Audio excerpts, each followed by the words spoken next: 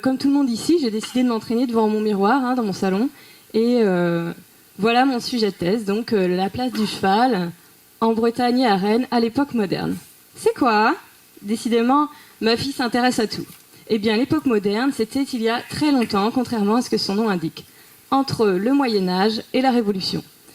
Or, à cette époque, tout le monde utilise le cheval. Et la Bretagne historique, c'est-à-dire intégrant le pays de Nantes, ne fait pas exception. Il faut bien l'élever et apprendre à l'utiliser. Donc, ce sont la production et les usages du cheval qui m'intéressent pendant mes recherches. Ça n'a jamais été fait encore pour notre région et ça risque d'être très intéressant.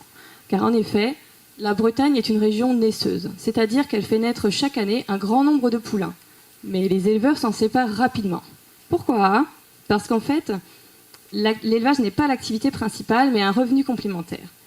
Et les Normands en profitent très bien.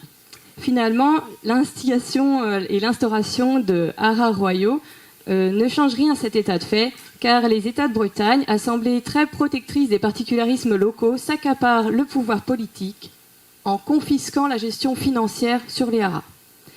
Et d'ailleurs, ils font la même chose pour l'art équestre, c'est-à-dire qu'ils obtiennent la nomination d'un écuyer à Rennes pour enseigner l'équitation, mais comme ils refusent de l'aider financièrement, ils mettent en péril l'académie d'équitation.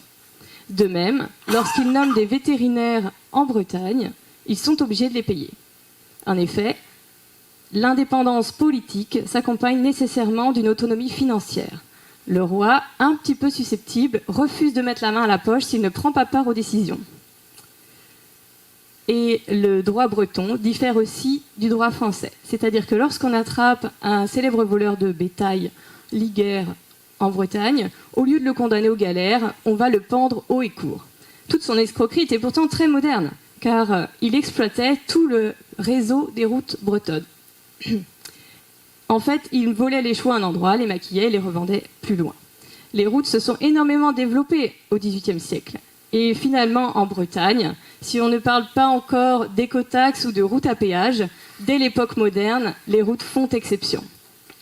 Les débats entre l'État et notre région sur qui finance quoi ne sont pas récents du tout, vous l'avez compris. Et la Bretagne revendique encore aujourd'hui une spécificité qu'elle doit assumer en finançant ses routes, mais aussi ses chercheurs. Et j'ai peut-être un nom à proposer. Je vous remercie. Merci beaucoup.